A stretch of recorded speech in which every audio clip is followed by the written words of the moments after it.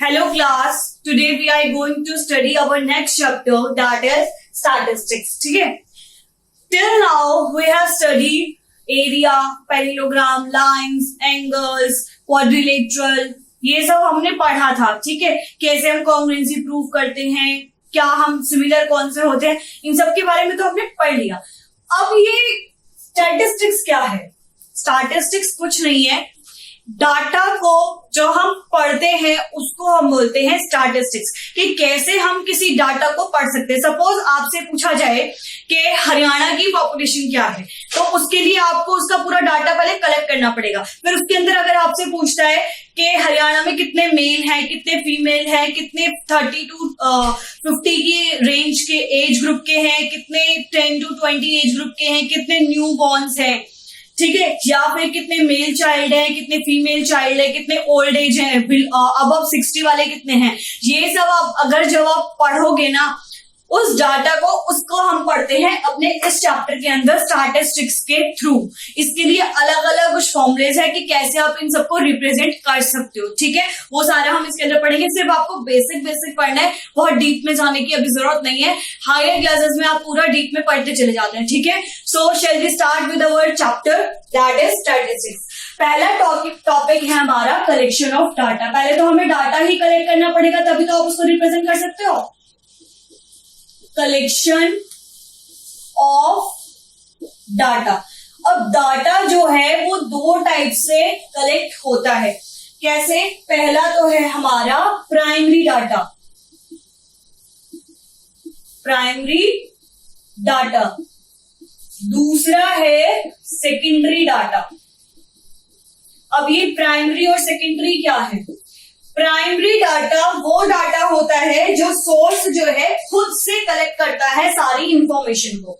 ठीक है, अगर हम आपकी क्लास की बात करें कि क्लास 9 में कितने नंबर ऑफ स्टूडेंट्स हैं, ठीक है, या मैथ्स के चैप्टर में, मैथ्स के सब्जेक्ट में किसने कितने मार्क्स स्कोर किए, ये डाटा मुझे कलेक्ट करना है. तो ये मैंने डायरेक्ट खुद से कलेक्ट किया. ठीक है, आपकी कॉपीज मैंने टेस्ट दिया, आपने टेस्ट को सॉल्व किया, देन मैंने उसको चेक किया, उसके अंदर मार्क्स आए, वो लिस्ट मैंने खुद बनाई है. वो है हमारा प्राइमरी डाटा.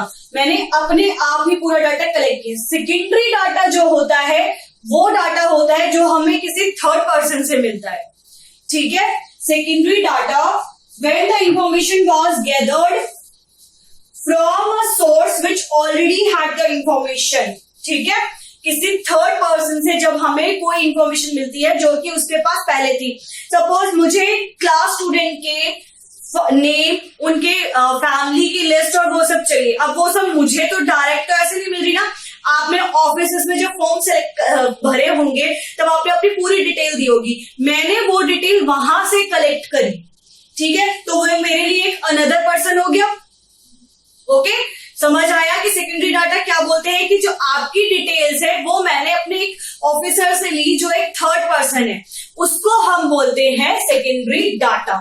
अब डिफरेंस पता चल गया प्राइमरी डाटा और सेकेंडरी डाटा में. प्राइमरी डाटा में इंफॉर्मेशन जो है वो खुद से कलेक्ट करी जाती है. सेकेंडरी डाटा में पहले से ही किसी के पास इंफॉर्मेशन होती है, हम उससे कलेक्ट करते हैं, उसको हम बोलते हैं सेकेंडरी डाटा. ठीक है, नेक्स्ट अब आता है हमारा, एक एग्जांपल लेते हैं, फिर उससे हम सॉल्व करते हैं, देखते हैं कि कैसे आप इस डाटा को रिप्रेजेंट कर सकते हो. ठीक है, एक क्वेश्चन करते हैं. Consider the marks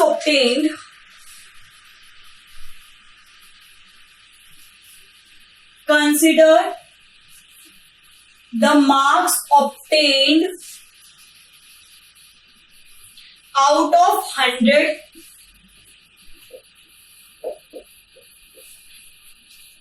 by 30 students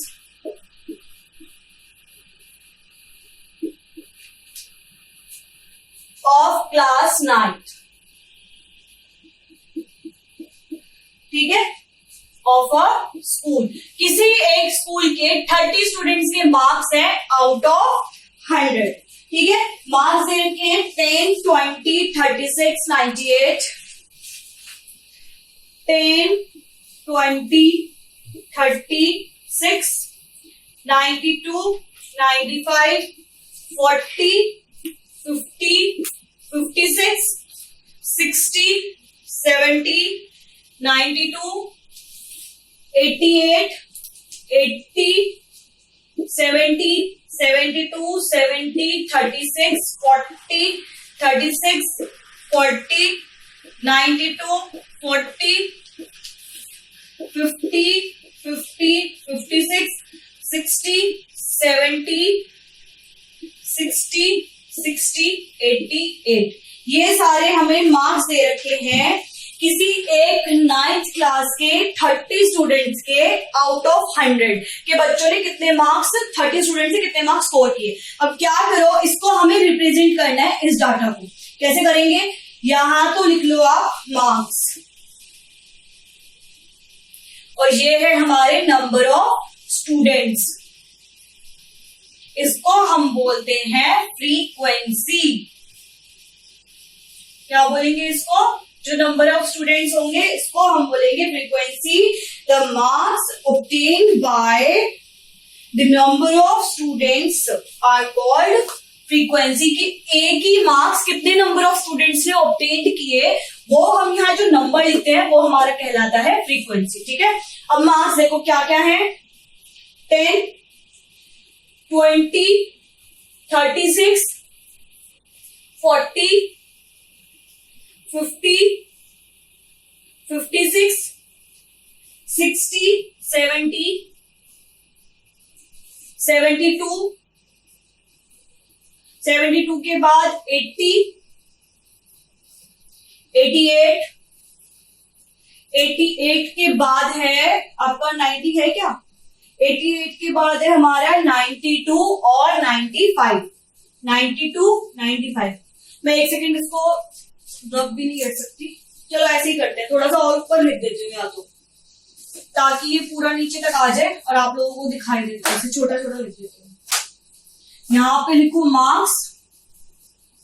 ठीक है, मार्क्स है हमारे 10, 20, 36, 40, 50, 56, 40, 50, 56, 60, 70, 72, 80, 88, 92 and 95, 92, 95। ठीक है, ये हमारे पास मार्क्स है। ठीक है, अब ये कितने कितने बच्चों ने स्कोर किए हैं वो आपको लिखना है, that is number of students. कितने बच्चों ने कितने मार्क्स स्कोर किए होंगे, स्टूडेंट्स। ये हमने बताया था, ये होती है हमारी फ्रीक्वेंसी। ठीक है, देखो पहला है हमारा 10 मार्क्स। 10 मार्क्स कितने बच्चों ने स्कोर किए हैं, 1 एंड ओनली 1। फिर है हमारा 20, ये भी 1 ने किया है। 36 किया है 3 बच्चों ने। 40 किया है 4 बच्चों ने। ठीक है, देन उसके बाद है हमारा 50 किया है हमारा 3 बच्चों ने। नेक्स्ट 2 बच्चों ने, फिर 4, 1, 1, 2, 3, 1। ठीक है, ये मेरा थोड़ा सा गड़बड़ हो गया है, ये सीरीज में नहीं आया। आप इसको कॉपी में जब ढंग से करोगे तो ये सीरीज में आएगा। ये आ गया आपका टोटल कितने हैं यहाँ पे, 30। ठीक है, इस तरीके से आप अपने किसी भी डाटा को रिप्रेजेंट कर सकते हो। ठीक है, नेक्स्ट देखते हैं। अब हम नेक्स्ट है हमारा measures of central tendency. Measures of central tendency, इसके अंदर मीन, मोड, मीडियन ये सब निकालने के लिए आता है कि किस तरीके से आप किसी भी डाटा का, अब इसके अंदर अगर हमें पता लगाना हो कि हाईएस्ट कितने होंगे, एवरेज कितने होंगे, या किसने टॉप किया होगा, या बीच में कितने ऑलमोस्ट आए होंगे, कि एवरेज कितना है, वो सब आप कैसे निकालोगे वही हम पढ़ेंगे। उसको हम बोलते हैं measures of central tendency. Measure of central tendency. पहला है हमारा इसके अंदर मीन या फिर एवरेज, ठीक है। Mean, the mean of a number of observation is the sum of the value of all the observation. Mean, the mean of a number of observation, the mean of a number of observation is the sum of all the values, sum of the values of all the observation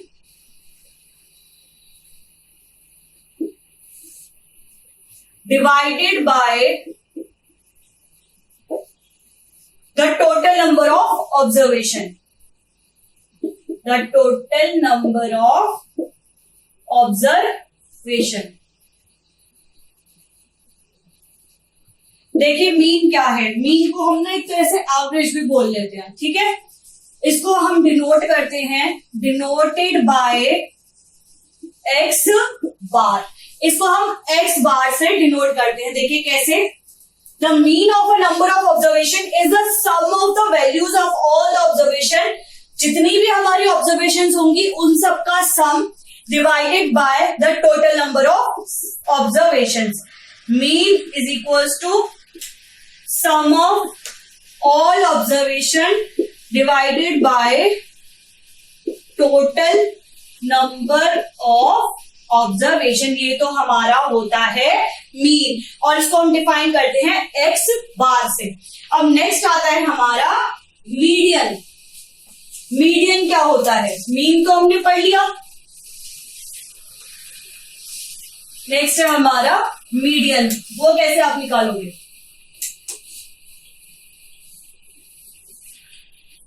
median the value of given number,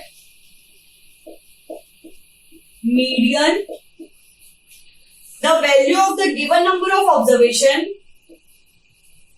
the value of the given number of observation which divides it into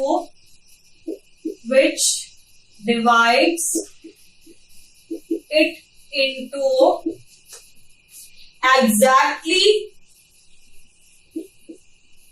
two parts, ascending and descending order of ungrouped data, ascending and descending order of ungrouped data, ठीक है। कोई भी एक ungrouped data है, उसका जो आप value निकालोगे ना गिवन ऑब्जर्वेशन की, वो एग्जैक्टली उसको टू पार्ट्स में डिवाइड करेगी, ठीक है। पहले असेंडिंग और डिसेंडिंग। कोई भी आपको डाटा दे रखा है, वो आपको या तो पहले असेंडिंग ऑर्डर में डिसेंडिंग ऑर्डर में लिखना होगा। अगर वो इवन है तो डायरेक्ट बीच वाली, ऑड है तो बीच वाली वैल्यू, अगर इवन है तो उसके अंदर से फिर दो वैल्यूज निकलती हैं, ठीक है। हम जब क्वेश्चन करेंगे जब आपको क्लियर हो जाएगा कैसे mean mode median find out किए जाते हैं।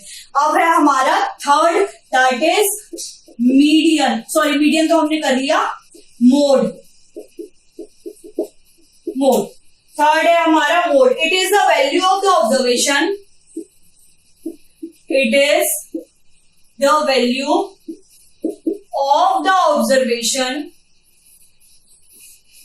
which occur most frequently,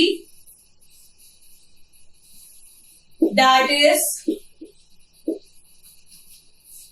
an observation with the maximum frequency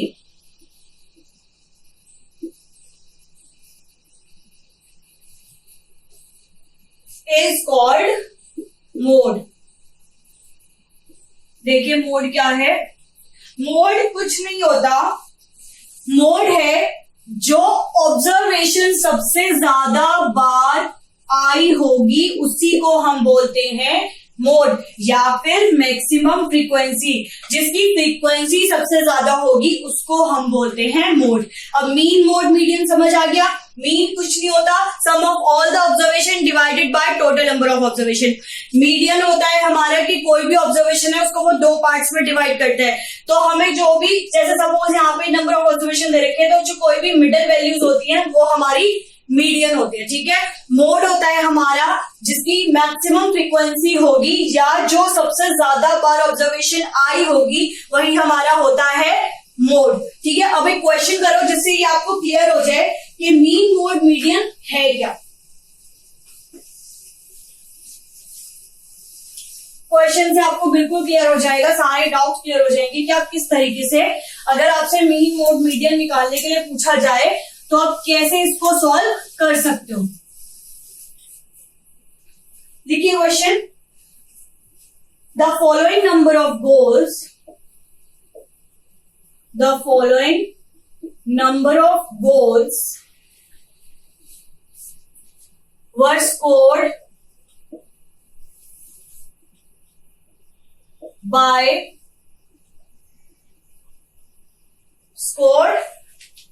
by a team in a series of 10 matches. 10 matches में एक टीम ने इतने नंबर ऑफ स्कोर्स को गोल किया था। क्या है वो?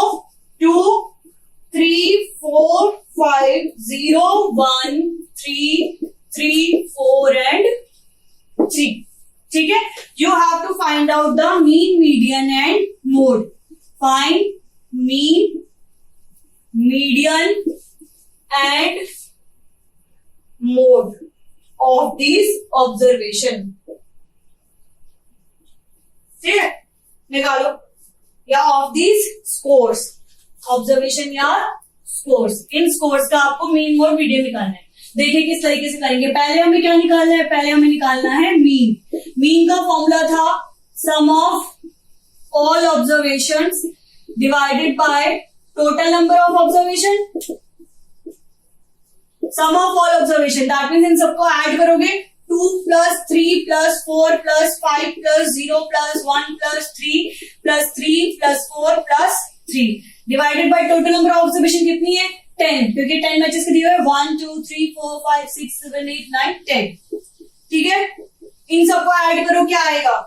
इन सबको ऐड करने पे आएगा हमारे पास 28। 28 by 10 it's come out to be 2.8। ये तो है हमारा मीन। अब हमें निकालना है हमारा मीडियन। मीडियन क्या बताया था कि जो नंबर ऑफ ऑब्जर्वेशंस होती हैं उनको वो 2 इक्वल पार्ट्स में डिवाइड करता है, ठीक है। पहले तो क्या करते हैं हम असेंडिंग और डिसेंडिंग में लिखते हैं। असेंडिंग में लिख लो 0, 1, 2, 3, 3, 3, 3, 4 बार 3 आया है, 1, 2, 3, 4, 4 आया है 2 टाइम्स, और लास्ट में हमारा 5। 10 काउंट कर लो, 10 ही है ना, 1, 2, 3, 4, 5, 6, 7, 8, 9, 10, ठीक है। अब ये कितनी है? ये है हमारी even number of observation. Even है तो क्या करोगे? nth by 2, ये आ गया 10th by 2। 5th ऑब्जर्वेशन जो होगी वो होगी हमारी मीडियन। और हमारी 5th ऑब्जर्वेशन कौन सी है? 5th है हमारी 1, 2, 3, 4, 5, ये हमारी 5th ऑब्जर्वेशन। तो मीडियन क्या आ गया?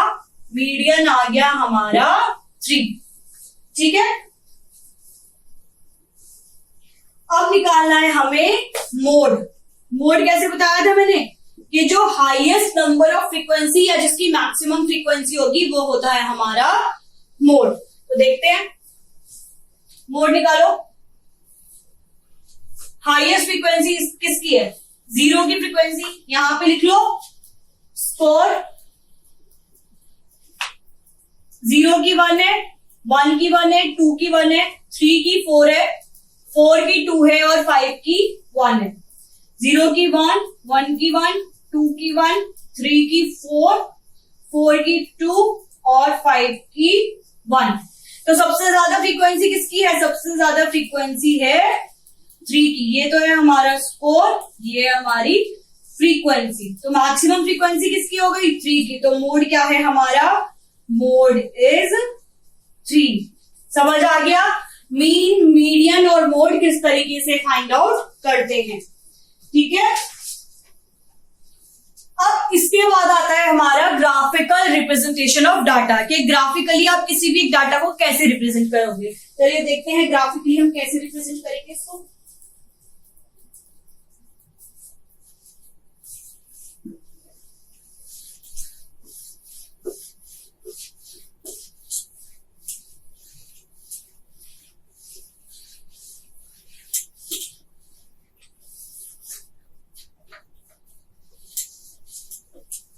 डाटा तो हमने स्टडी कर लिया, अभी कैसे करते हैं, ठीक है। Graphical representation of a data, किस तरीके से आप इसको रिप्रेजेंट करोगे। पहला है हमारा बार ग्राफ। क्या है? बार ग्राफ, ठीक है। बार ग्राफ में क्या होता है? सपोज आपको किसी एक नंबर ऑफ स्टूडेंट्स और मंथ ऑफ बॉर्न का लिखना है, ठीक है। तो हमें इसका बार ग्राफ बनाना है। बार ग्राफ कैसे बनेगा? यहां पे तो सारे हमारे आ गए मंथ, जनवरी, फरवरी, मार्च, अप्रैल, मई, जून, जुलाई, अगस्त, सितंबर, अक्टूबर, नवंबर और दिसंबर, ठीक है। ये तो आ गया मंथ्स ऑफ बॉर्न, कि वो कौन से महीने में कितने बच्चे बॉर्न हुए। और यहां पे हमारा डाटा आएगा नंबर ऑफ स्टूडेंट्स का, 1 2 3 4 5 6 7 8। सपोज इतने हम दे रखे। मैं जस्ट आपको एक रफ एग्जांपल लेके समझा रही हूँ, एग्जांपल नहीं, जस्ट वैसे ही बता रही हूँ कि किस तरीके से आप किसी भी उसका बार ग्राफ बना सकते हो। आपको क्या है कि रिप्रेजेंटेशन, जैसे अभी हमने टेबल बनाई थी ना, ऐसे ही टेबल दे रखी होगी। यहाँ पे तो लिखा होगा नंबर ऑफ स्टूडेंट्स और यहाँ होगा मंथ। सपोज उल्टा लिख लो, यहाँ पे तो लिख लो मंथ और यहाँ लिख लो नंबर ऑफ स्टूडेंट्स, कौन कौन बॉर्न हुए। सपोज जनवरी में हुए 4, फरवरी में 2, मार्च में 6, अप्रैल में 1, मई में भी 1, जून में 2, जुलाई 7, अगस्त में 3, सितंबर में 1, अक्टूबर में 1, नवंबर में भी 1 और दिसंबर में 2। ये आपको डाटा गिवन है। आपको क्या करना है? इस डाटा को रिप्रेजेंट करना। देखो, पहले तो हमेशा एक चीज ध्यान रखना कि ये जो स्केल होते हैं ना, ये मैंने आपको आपकी लास्ट चैप्टर में भी बताया था कि ये हमेशा जो डिस्टेंस होगा वो हमारा इक्वल होगा। ये मैं रफली ड्रॉ करती हूँ इसलिए थोड़ा सा अनइक्वल हो जाता है, ठीक है। ये हमेशा इक्वल होगा, ठीक है। अब देखो, हमें जनवरी का डाटा शो करना है। जनवरी में लिया है बॉर्न, 4 बच्चे बॉर्न हुए, तो ये रहा हमारा जनवरी का बार। फरवरी में हुए हमारे 2, मार्च में 6, ये रहा हमारा मार्च। अप्रैल में 1, मई में 1, जून में 2, जुलाई में 7, अगस्त में 3, ये बिल्कुल सामने सामने आएंगे। सितंबर, सॉरी मैंने सितंबर में बना दिया है। अगस्त में 3, सितंबर में 1, सितंबर में 1, अक्टूबर में 1, नवंबर में 1 और दिसंबर में 2। ये है हमारा बार ग्राफ। ये इस तरीके से आपके बार्स बन जाते हैं जिसके अंदर आप अपना पूरा डाटा रिप्रेजेंट कर देते हो। क्लियर हो गया? कि हम कैसे रिप्रेजेंट कर सकते हैं अपने डाटा को इन अ बार ग्राफ। नेक्स्ट है हमारा हिस्टोग्राम। सेम डाटा ही रखूंगी मैं, इसी को हम रिप्रेजेंट करेंगे विद हिस्टोग्राम, जो हमारा सेकेंड टाइप ऑफ है। यार पहले तो हम ना वेट ले लेते हैं, नंबर ऑफ स्टूडेंट्स और वेट ले लेते हैं कि वेट कितना होगा बच्चों का।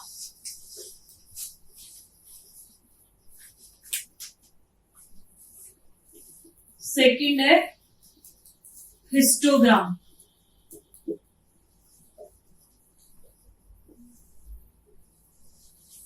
सपोज हमें कुछ नंबर ऑफ स्टूडेंट्स हैं और उनका वेट दे रखा है केजी में, ठीक है।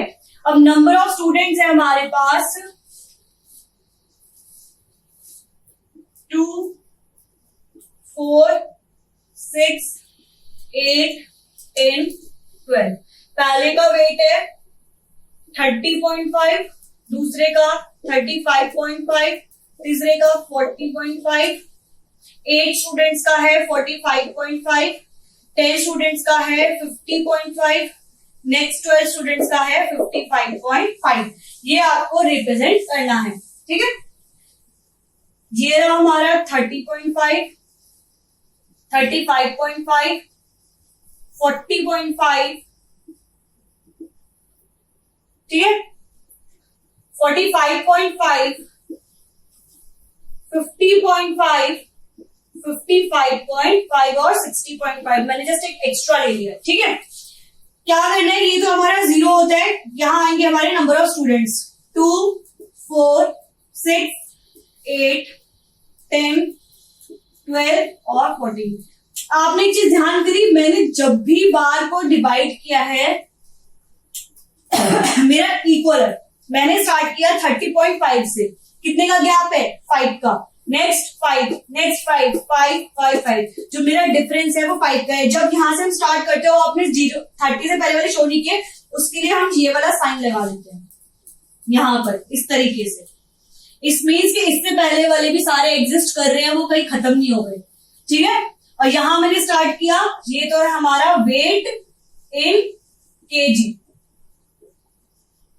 वेट है हमारा केजी में, इन केजी, और यहां है हमारे नंबर ऑफ स्टूडेंट्स, ये हमारा नंबर ऑफ स्टूडेंट्स। अब आपको बोल रहे हैं कि आपको हिस्टोग्राम के थ्रू अपना डाटा रिप्रेजेंट करना है। पहला है हमारा कि 30.5 से और इसके बीच में हमारे जो स्टूडेंट्स है वो है हमारे 30.5 से 35.5, फिर 35 से 40.5, ये 45.5, 40, 50.5, 55.5, 60.5। इसको हम इस तरीके से लिखते हैं, ये होता है हमारा ग्रुप्ड डाटा। ग्रुप्ड और अनग्रुप्ड डाटा होते हैं। जो हमने पहला वाला किया था बार ग्राफ, उसके अंदर अनग्रुप्ड डाटा था, सिंगल सिंगल हमारे पास था, बट यहाँ पे हमारे पास ग्रुप डाटा है। ग्रुप्ड क्यों है? अब 2 स्टूडेंट्स हैं तो जरूरी नहीं है कि एग्जैक्ट वेट उनका 30.5 होगा, इन दोनों का वेट इसके बीच में कहीं होगा, 30.5 और 35.5, ठीक है। ऐसे ही 4 स्टूडेंट्स का वेट होगा 35.5 से 40.5 के बीच में, 6 स्टूडेंट्स का होगा इसके बीच में, 8 का इसके बीच में, 10 का इसके बीच में और 12 का इसके बीच के अंदर। अब हम बनाते हैं अपना हिस्टोग्राम। 2 स्टूडेंट्स का आ गया इसके बीच में, नेक्स्ट है हमारे पास 4 स्टूडेंट्स, देन है 6, देन 8,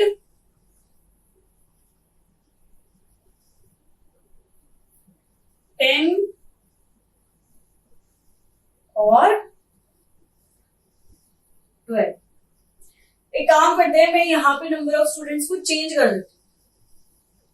यहाँ पे मैंने ले लिया 2, यहाँ 4 अगेन से मैंने लिया 45 से 50 वाला 2, 45 से 50 वाला 2 और 50 से 55 वाला 4। तो जो ये हमारी रिप्रेजेंटेशन है इसको हम बोलते हैं हिस्टोग्राम। इसके जो मिड पॉइंट्स हैं इनको आप एक लाइन से ज्वाइन कर लो यहां से यहां तक। दैट मीन्स ये कनेक्टेड है आपस में पूरा। ये होता है हमारा हिस्टोग्राम। ठीक है, नेक्स्ट है हमारा जो आता है वो है फ्रीक्वेंसी पॉलीगन।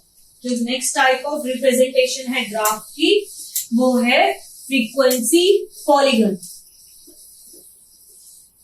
फ्रीक्वेंसी पॉलीगन में कुछ नहीं होता, एक हिस्टोग्राम की तरह आप ग्राफ बनाना, बट उसमें आपको बार शो नहीं करने, डायरेक्ट एक लाइन जो मैंने बाद में बनाई थी वही शो करनी है। सिर्फ फ्रीक्वेंसी को तो शो करना है हमें, और तो कुछ करना ही नहीं है, इसके नाम से पता चल रहा है। ठीक है, ये है जो ये वाली लाइन बनी थी ना कुछ ऐसे, मैंने बहुत ज्यादा अनबैलेंस बना दी। ठीक है, ये है हमारा फ्रीक्वेंसी पॉलीगन, इसको हम बोलते हैं फ्रीक्वेंसी पॉलीगन। ठीक है, समझ आ गई कि किस तरीके से आप अपने तीनों तरीके के शो कर सकते हो।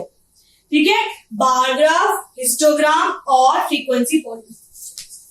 ठीक है, इस तरीके से हम अपने तीनों ग्राफिकल रिप्रेजेंटेशन करते हैं किसी भी डाटा की। तो इसी तरीके से आप अपने सारे डाटा को शो कर सकते हो। आई होप अभी आपको बहुत अच्छे से चैप्टर क्लियर हो गया होगा। अगर आपसे किसी भी ग्राफिकल रिप्रेजेंटेशन आ जाए किसी भी डाटा का, तो वो मैंने आपको समझा दिया आप कैसे रिप्रेजेंट करते हो। देन अगर मीन मोड मीडियन भी निकालने के लिए आए तो भी आप बहुत आराम से निकाल सकते हो। मीन हमें पता है कि एवरेज वैल्यू जो होगी sum of all the observation divided by total number of observation. Median होती है हमारी के जो हमारे पास ऑब्जर्वेशंस होती हैं उनको आप इक्वली डिवाइड करते हो। और मोड होता है हमारा कि जो हाईएस्ट या मैक्सिमम फ्रीक्वेंसी होगी किसी भी ऑब्जर्वेशन की वही हमारी मोड होती है। और मीन मोड मीडियन जो होते हैं वो तीनों अनग्रुप्ड डाटा के लिए होते हैं। ठीक है, ये ग्रुप्ड डाटा के लिए नहीं होता। जो मैंने आपको ग्राफ बताए थे वो ग्रुप डाटा के लिए है, बट जो मीन मोड मीडियन है मेजर्स ऑफ सेंट्रल टेंडेंसी है वो अनग्रुप्ड डाटा के लिए। आई होप ये अब आपको अच्छे से क्लियर हो गया होगा। Thank you.